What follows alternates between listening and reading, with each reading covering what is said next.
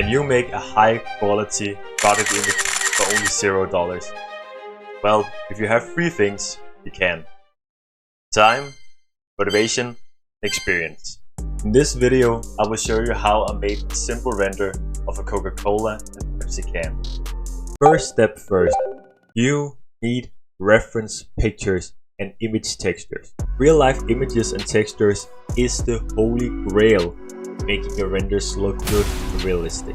Go on Google, type the product in you are modeling, and then find as many reference pictures with textures as you can. To make the can, add a cube and collapse it. Use the single vertex you have left to extrude around the can following the reference image.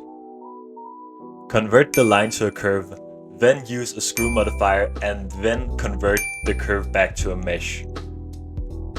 And yeah, make sure you don't forget to close the gaps.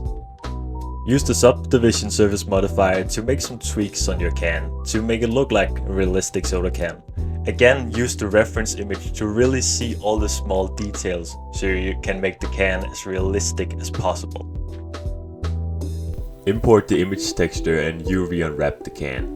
And the pro tip here, try to get rid of the background of the image texture by plugging the texture directly into the factor and then using a color ramp to adjust the black and white values.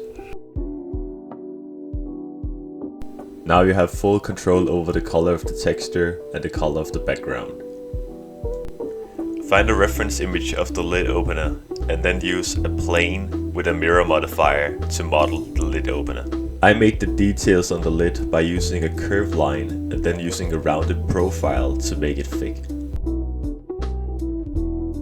Now that the can is all set up, you can make some simple ice cubes just with a normal cube that's subdivided and using the displacement modifier.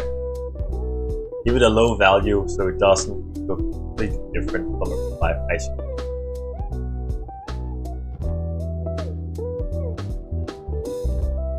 To make the ice, you can set up a combination of a glass and a transparent node. Set up lighting, and for some interesting details, use a noise texture on a spotlight to get some interesting shadows.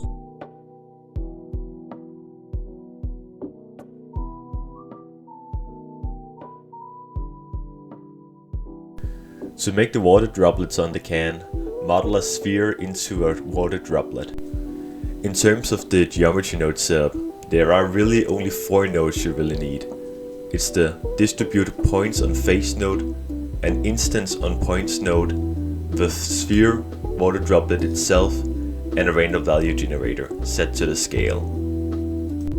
Now with the cola can done, you can simply just change the color of the background and change the image texture from Coca-Cola to Pepsi. Yes, sometimes it's beneficial to be lazy, because all the UV unwrapping is correct. To make the fluid, add a big cube that's going to be of fluid domain. Also add a plane and set it behind the can. That is going to act as the spring for the fluid. Choose the cube as a domain and then change the gas to liquid.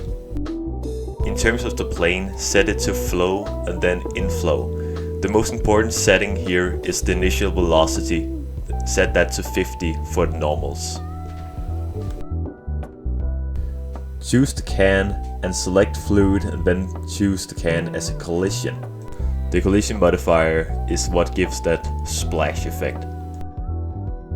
Here you can just again tweak around with the settings on the domain until you find the perfect combination of the fluid mesh and the resolution and all of that. To give the fluid that slow motion effect, you need to keyframe the time value from 1 to a very low value like 0.01 or something like that.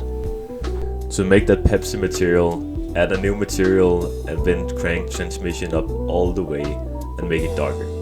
Congratulations! Now just send this render to Coca-Cola, Pepsi, and who knows, maybe you get hired. Is anybody else thirsty now?